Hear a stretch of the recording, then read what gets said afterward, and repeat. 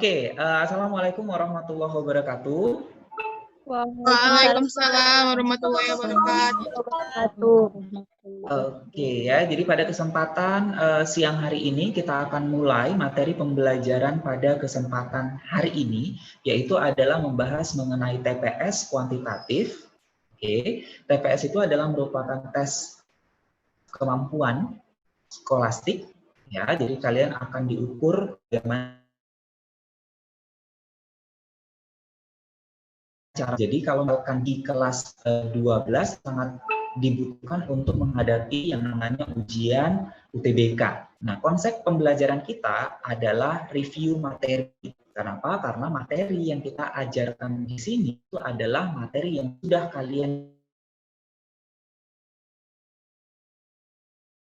dapat. Misalnya di kelas yang lebih rendah lagi, yaitu adalah misalnya di kelas SMP atau di SD. Oke, nah di sini saya akan share slide saya.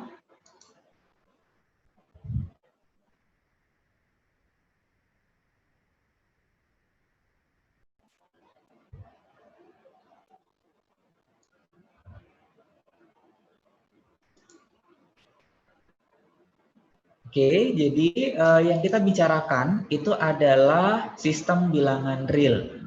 Ya, adapun tujuan pembelajaran dalam sistem bilangan real tersebut itu nanti akan ada dua.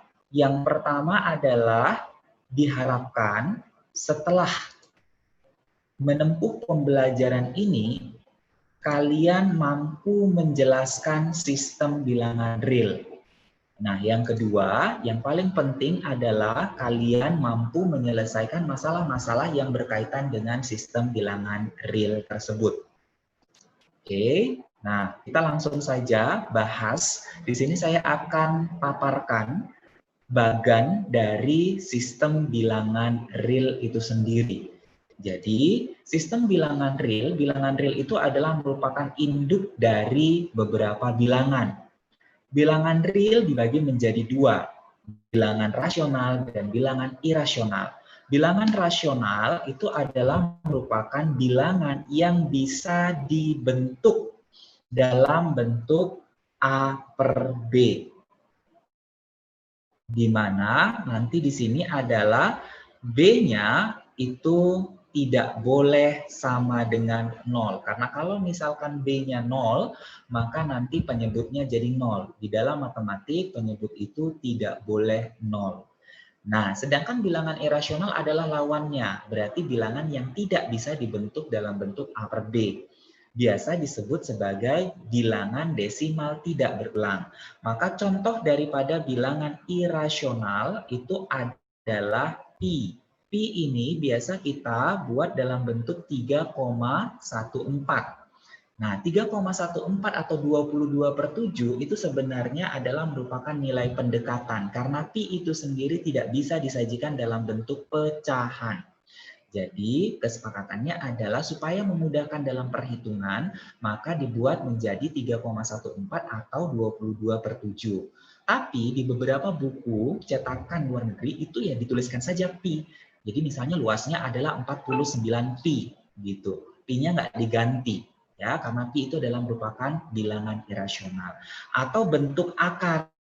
Bentuk akar berarti contohnya adalah akar 2 atau misalnya adalah akar 3 atau misalnya akar 5. Akar 4 bukan merupakan bentuk akar karena akar 4 menghasilkan bilangan bulat plus minus 2. Yang dinamakan bentuk akar adalah bentuk dari bilangan rasional yang menghasilkan bilangan irasional. Jadi untuk menentukan nilai eksaknya, kita memerlukan bantuan alat hitung seperti kalkulator. Oke, nah bilangan rasional dibagi menjadi dua, bilangan bulat dan pecahan.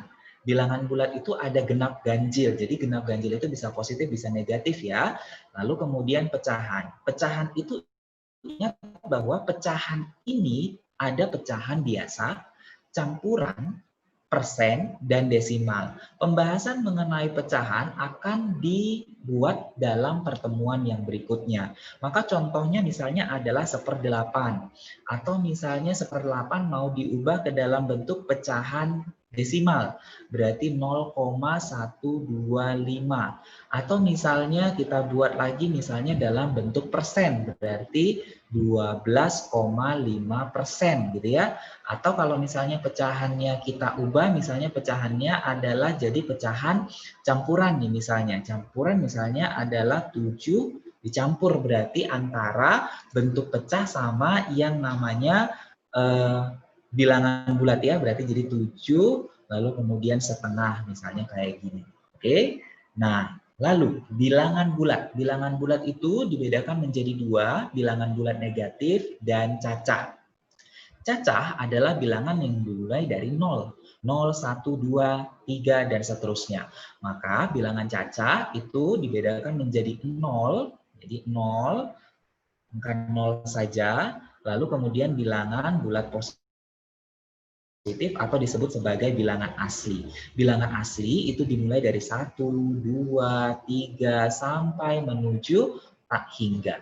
Namun bilangan asli itu akan dibuat bilangan 1, lalu kemudian prima, lalu kemudian komposit. Mungkin yang agak jarang didengar istilah daripada komposit. Komposit adalah merupakan lawan daripada bilangan prima. Jika bilangan prima itu hanya punya 2 faktor, maka kalau dia komposit punya lebih daripada 2 faktor. Oke. Nah, berarti bilangan prima itu 2, lalu 3, lalu 5, lalu 7, lalu 11, lalu kemudian 13, dan seterusnya. Itulah merupakan bilangan daripada prima. Berarti selain itu, misalnya 4, 6, 8, maka dia termasuk komposit. Contoh, 4. 4 itu faktornya adalah 1, 2, 4, punya 3 faktor. 6 itu faktornya adalah 1, 2, 3, 6, punya 4 faktor. Maka dia tergolong kepada yang namanya komposit. Next, kita akan buat di sini. Nah, tadi saya jelasin bahwa ini adalah bentuk desimal berulang. Bentuk desimal berulang itu adalah merupakan salah satu bentuk bilangan rasional. Ya, jadi bilangan rasional karena bisa dibentuk dalam bentuk A per B, maka bilangan desimal berulang pun bisa dibentuk dalam bentuk A per B. Maka 0,22 biasa disebut sebagai 0,2 bar. Karena dia mengulangnya adalah di angka 2-nya. Nah, solusinya bagaimana? Solusinya adalah misalkan bilangannya tersebut adalah P. Lalu karena 1 yang berulang, maka kalikan dengan 10. Maka nanti jadinya adalah 10P sama dengan 2,222. P sama dengan 0,222. Lalu kemudian dieliminasi. Karena proses eliminasi, maka desimal berulangnya tersebut akan jadinya habis nih. Ini kan habis nih. Ya, berarti yang tinggal adalah 10 kurang 1, 9P sama dengan 2 kurang 0, 2. Maka P sama dengan 2 per 9. Maka bentuk dari 0,2222 itu adalah 2 per 9. Oke. Next, kita buat lagi bagaimana kalau misalnya yang berulang itu tidak 1 angka, tapi adalah 2 angka. Kalau misalkan dia 2 angka, tetap dibuat pemisalannya. Misalkan bahwa ini Q misalnya, karena tadi kita sudah buat P. Karena dia 2 yang berulang, maka ini bisa ditulis sebagai 0,2. Ini berarti jadinya adalah, ini bukan 0, ya, tapi jadinya adalah 72,32 bar, ya. Nah, karena 2 yang berulang, maka kalikanlah si Q yang kita misalkan tadi dengan 100. Nah, berarti nanti jadinya adalah seperti ini. Nah, ini Q-nya tadi adalah, ya, berarti kalau Q-nya tadi, maka nanti nilainya itu adalah 72, ini 32 32. Maka ini juga akan habis. Yang tinggal adalah 100 kurang 1, 99Q, 7232 dikurangkan dengan 72, maka hasilnya adalah 7160. Maka nilai daripada desimal berulang ini nilainya adalah 7160 per 99. Maka kita bisa ambil kesimpulan. Pengalinya itu berdasarkan berapa banyak yang berulang. Kalau satu yang berulang, maka kali 10. Kalau dua yang berulang, maka kali 100. Kalau tiga yang berulang, maka kalinya adalah kali 1000. Begitu seterusnya. Ya. Nah, next kita akan buat lagi di sini adalah operasi hitung bilangan. Ini juga penting sebagai dasar kalian. Nah, kalau misalnya ada operasi hitung bilangan seperti ini misalnya, maka menurut kalian saya butuh respon. Yang manakah yang betul? Yang atas atau yang bawah? Bawah. Iya, jelas. Jelas bahwa yang betul itu atau yang benar itu adalah yang bawah gitu ya. Nah, kesalahan di sini adalah kesalahan pada kekuatan operasi bilangan. Jadi kalian harus paham karena kekuatan operasi bilangan tersebut akan mempengaruhi hasil. Maka sebenarnya adalah perkalian itu harus dikerjakan terlebih dahulu, baru kemudian penjumlahan. Ini merefresh kembali ya. Atau secara lengkapnya itu tertulis adalah seperti ini. Jadi tanda kurung. Kalau ada tanda kurung, maka tanda kurung terlebih dahulu yang dikerjakan. Ya, bilangan yang di dalam tanda kurung tersebut. Nah, urutannya itu adalah kurung biasa, lalu kemudian kurung kurawal, lalu kemudian kurung siku atau kurung besar. Karena tanda kurung di dalam matematik itu juga ada 3. Lalu setelah itu adalah kalau ada pangkat atau misalnya adalah akar. Pangkat 2, kuadrat, pangkat 3, kubik. Maka selesaikan dulu atau akar. Ya, operasi uner.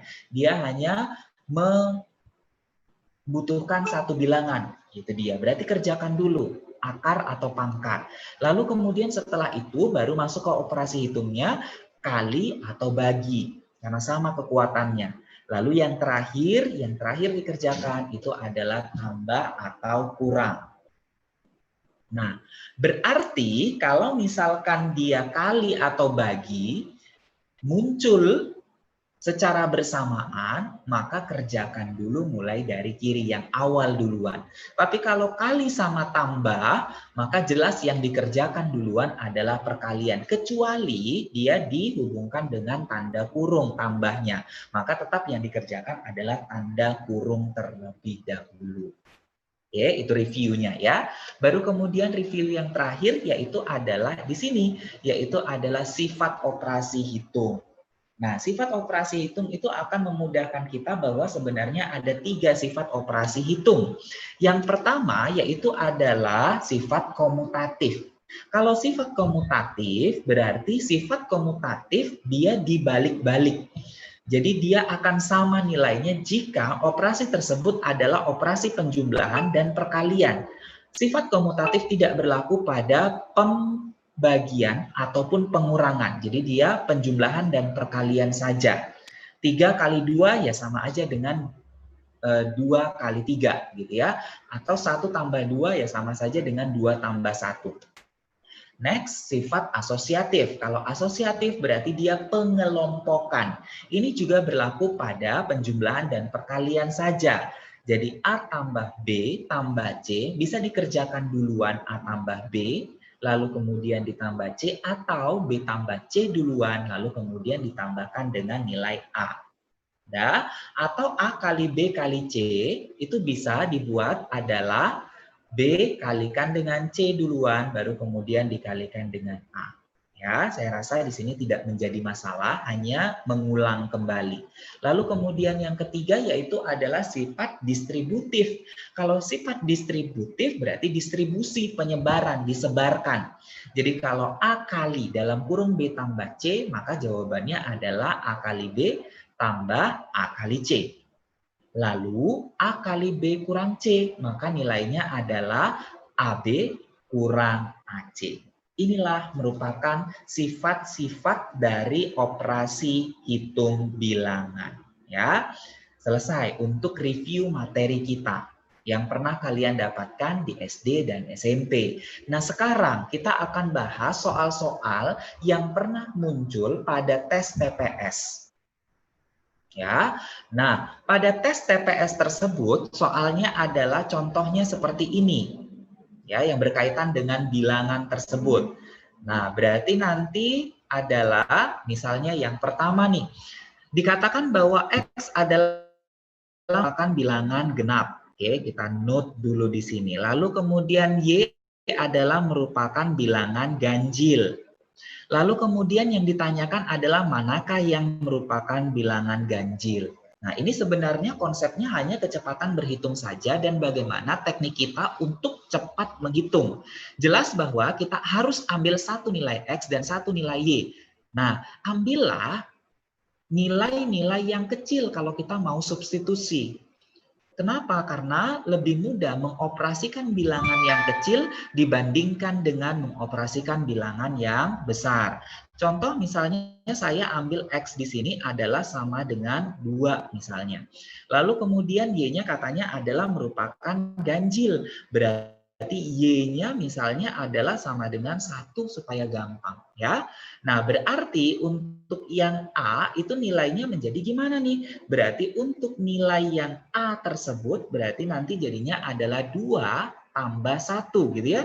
Berarti kan hasilnya adalah 3 dikali dengan 2 kurang 1, 1. Berarti nilainya adalah sama dengan 3.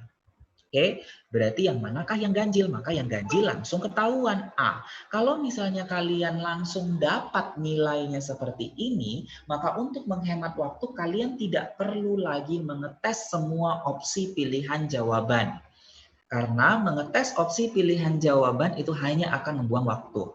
Oke, jadi kalau sudah langsung dapat opsinya adalah A atau B misalnya, maka langsung saja beralih ke soal berikutnya. Ingat bahwa kita butuh kecepatan dan juga kita butuh ketepatan. Oke, saya ambil contoh misalnya kita mau buktikan yang lain deh, misalnya yang E misalnya. Apakah memang itu hasilnya bukan ganjil atau merupakan genap ya? Misalnya di sini adalah sama dengan berarti X-nya tadi berarti 2. 2 dikurangkan dengan 3 minus 1. Minus 1 kuadrat berarti adalah 1. Ditambahkan dengan. Berarti nanti di sini adalah 1 tambah 4. 5. 5 kuadrat. Berarti nilainya adalah 25. Berarti nanti nilainya adalah 26. Dan 26 itu adalah merupakan bilangan genap ya. Gitu sebagai contohnya 1. Tapi itu tidak perlu dilakukan ketika pas kalian menghadapi tes sesungguhnya. Next. Kita buat untuk yang nomor 2. Nah, untuk yang nomor 2 berarti nanti di sini adalah membandingkan antara dua hal. Nah, kalau misalnya kita ambil secara spesifik nilainya tersebut, kita cari berapa nilai P dengan cara perkalian, pengkuadratan gitu dengan langkah-langkah yang di awal, maka akan menghabiskan waktu. Maka gimana tekniknya? Tekniknya adalah ingat lagi bahwa ada yang dinamakan dengan operasi aljabar.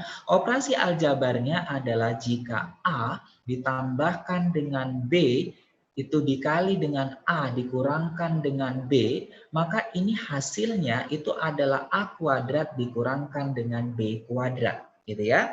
Nah, berarti nanti di sini kita bisa katakan bahwa untuk nilai yang P, nah, untuk nilai daripada si P tersebut, maka akan menjadi gimana? Berarti nanti jadi P-nya itu, kalau misalnya kita lihat, oke, itu ada 2021, 2019, lalu 2020 kuadrat.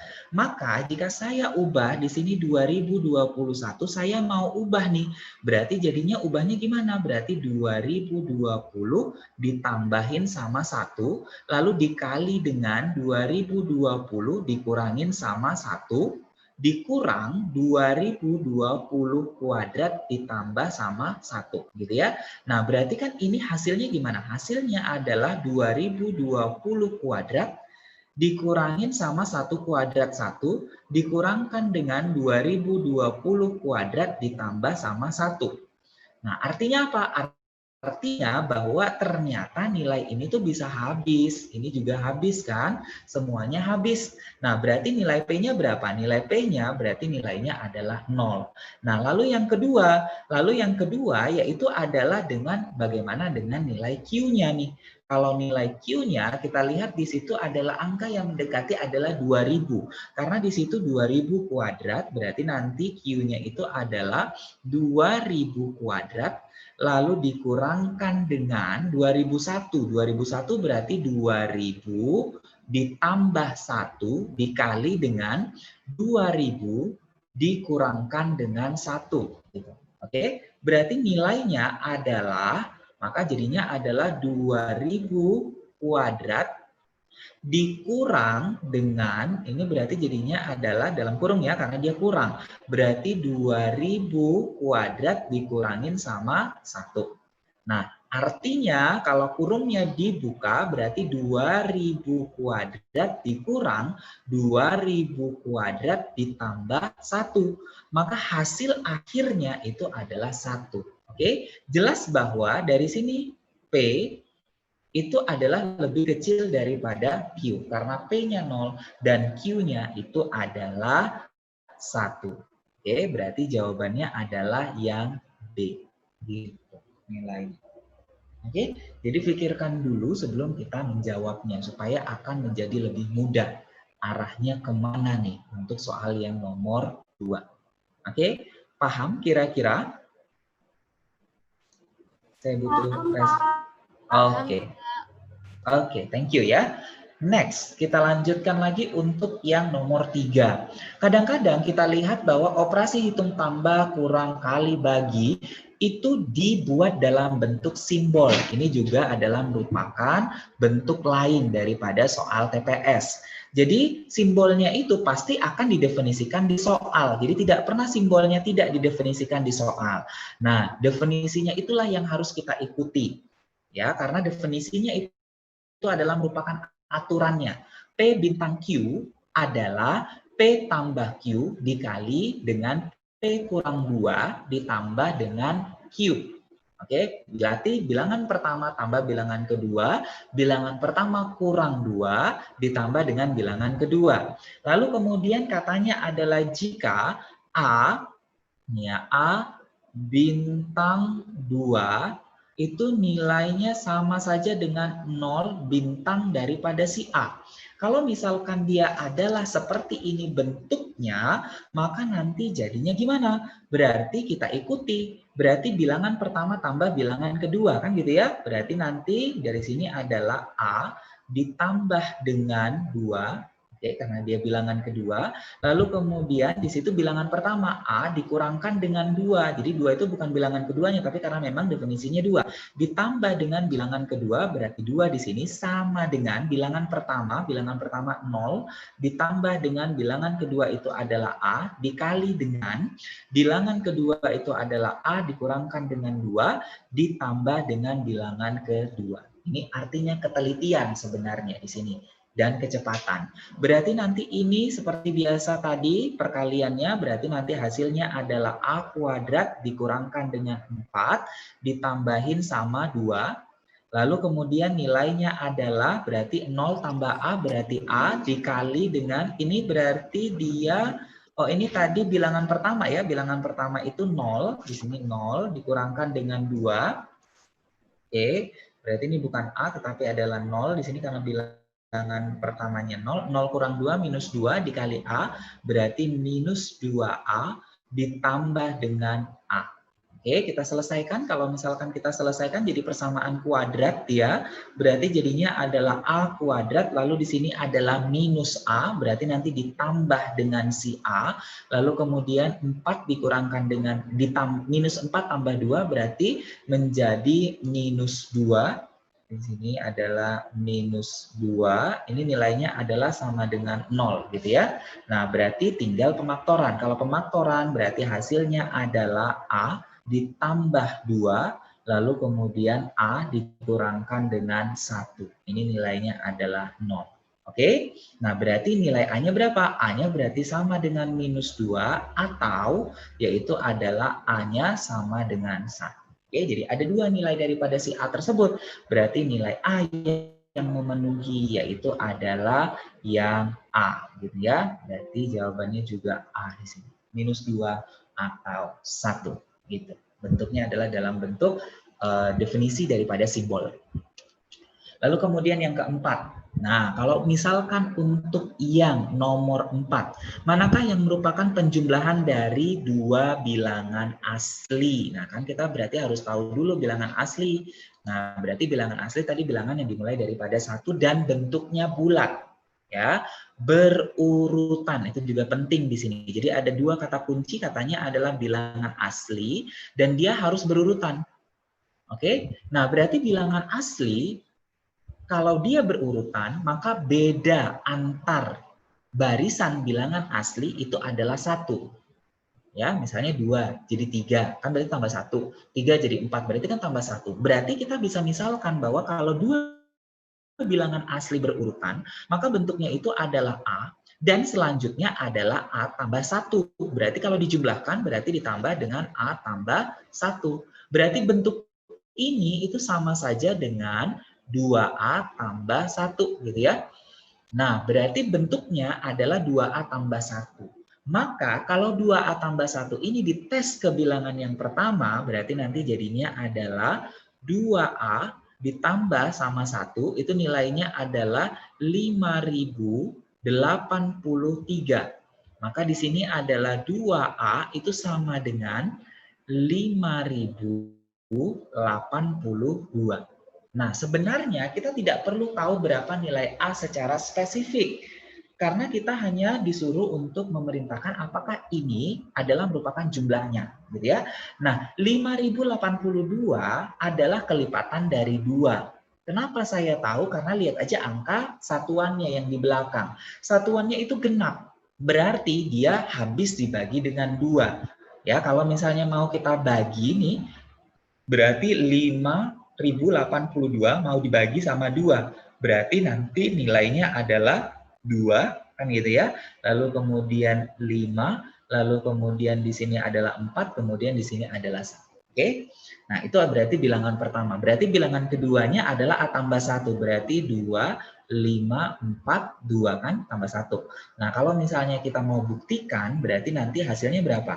Hasilnya jelas di sini adalah 5083. Dan ini berarti adalah merupakan jumlah daripada dua bilangan asli berurutan. Gitu ya. Berarti dia adalah benar bahwa dia adalah merupakan jumlah dari dua bilangan asli berurutan. Oke, nah untuk selanjutnya kita tidak perlu detail sampai di sini. Kenapa? Karena kita sudah tahu polanya. Polanya adalah angka yang ada di soal kurangkan 1. Lalu cek apakah dia genap atau ganjil. Kalau dia genap berarti habis dibagi 2. Kalau dia habis dibagi 2 berarti pernyataannya benar bahwa dia adalah merupakan jumlah dari dua bilangan asli. Cukup seperti itu. Oke. Nah, berarti kalau misalkan yang kedua 5359 dikurangkan dengan 1 berarti 5358. 5358 habis dibagi dengan 2 dia genap, berarti ini juga adalah merupakan jumlahnya. Kalau tidak percaya silakan dibuktikan ya. Lalu kemudian yang ketiga yaitu adalah 557 kurang 1 berarti 5556. Dia adalah merupakan bilangan genap. Dan dia habis dibagi dengan 2. Pasti dia adalah merupakan jumlah dari dua bilangan asli.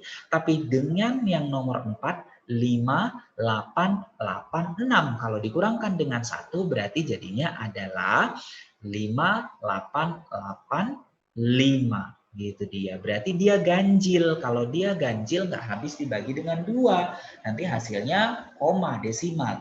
Desimal bukan merupakan bilangan asli.